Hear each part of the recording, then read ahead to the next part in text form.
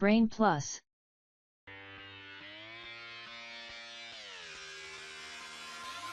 I'm just fucking lit.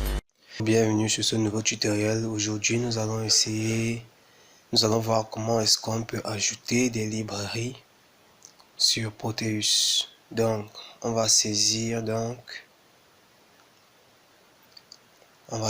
Arduino Proteus Library. Donc, on va faire une recherche Google. Ensuite, on va descendre. Voilà. Vous sélectionnez. D'accord. Et une fois les librairies dans ce site, vous aurez parfois certains tutos aussi, certains projets qui ont été annoncés par d'autres utilisateurs. Vous pouvez vous enregistrer si vous voulez faire partie du blog. Ensuite, ce qui nous intéresse donc aujourd'hui, c'est de venir regarder donc voilà les différentes cartes Arduino qui sont disponibles grâce à cette librairie. Et ensuite, là, nous voyons les différents outils.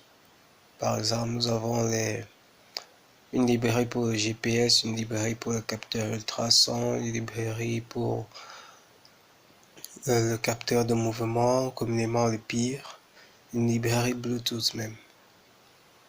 Ensuite, nous avons même une librairie de capteur de flamme. Donc, nous allons télécharger d'abord celle de Arduino.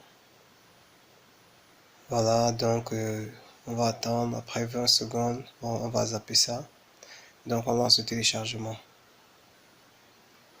Voilà, la librairie est relativement de petite taille.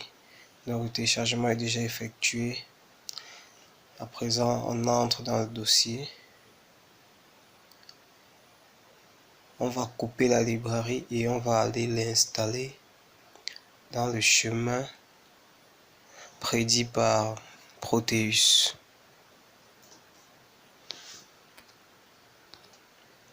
Donc, une fois dans le dossier correspondant, on va le décompresser. Voilà. Bien. Pour le moment, remplacer. Ok, remplacer. C'est bon. Donc là, on a... En fait, ce dossier contient en fait toutes les librairies de tous les éléments qui sont contenus dans Proteus. À savoir le pic, que ce soit les LED, les résistances, bref, toutes leurs librairies sont contenues dans ce dossier. Donc, on ouvre Proteus. Voilà, je vais créer un nouveau fichier pour ce tuto. Oh, voilà. Bien, on va zapper un peu tout ça.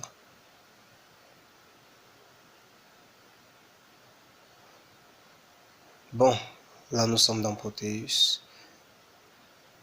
On va sélectionner une Arduino Uno.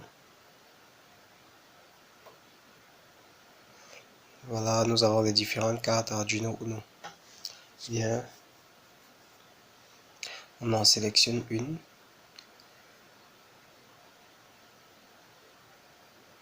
Hop, hop, hop. J'ai oublié les LED et résistance. Voilà, donc le LED.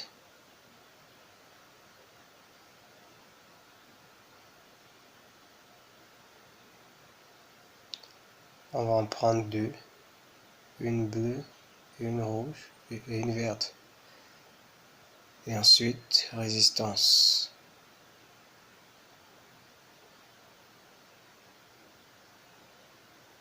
Voilà, nous avons nos LED et nos résistances. Donc, on va effectuer le montage. On va un peu zapper tout ça. Donc, le montage étant prêt, on passe donc à la deuxième partie. Le code. Bien, programmation. Arduino.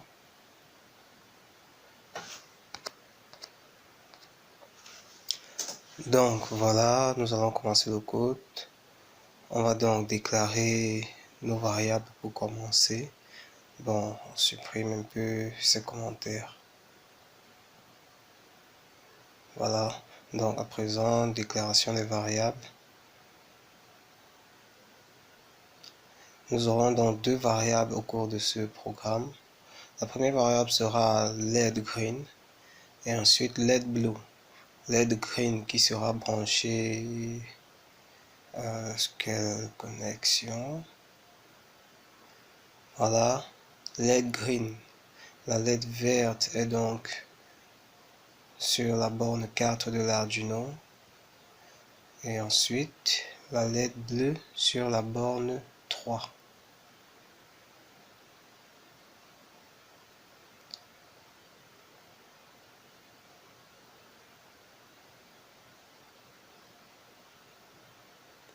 Voilà, donc c'est fait.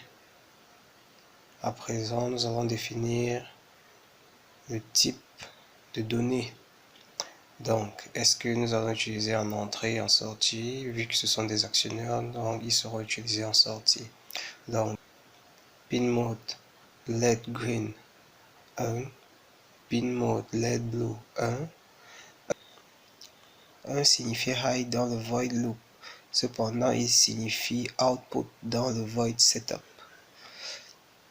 Donc, vous connaissez la suite. Digital write LED green 1, digital write LED blue 0, ensuite digital write LED green 0, digital write LED blue 1. Sans oublier bien sûr les délais. Donc on va zapper un peu tout ça.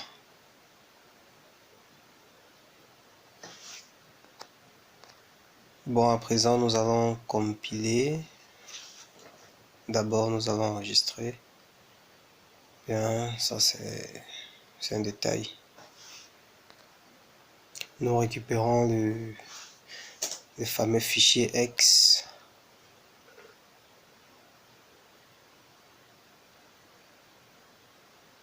Il est juste là. Voilà. CTRL C. Et puis on va dans Proteus. CTRL V.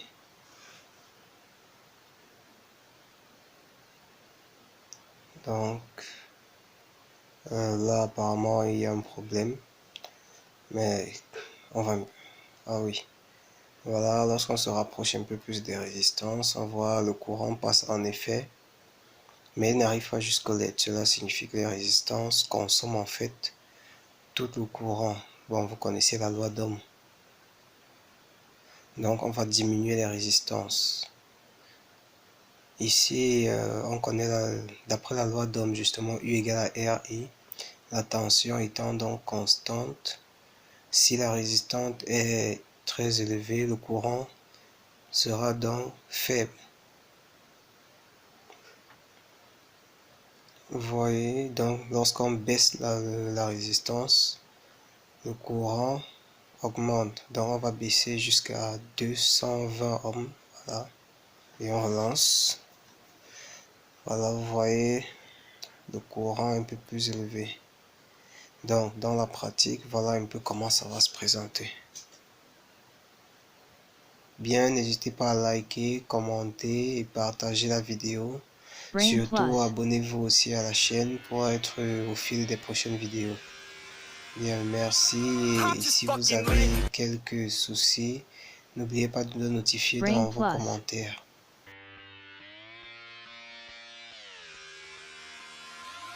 I'm just fucking lit.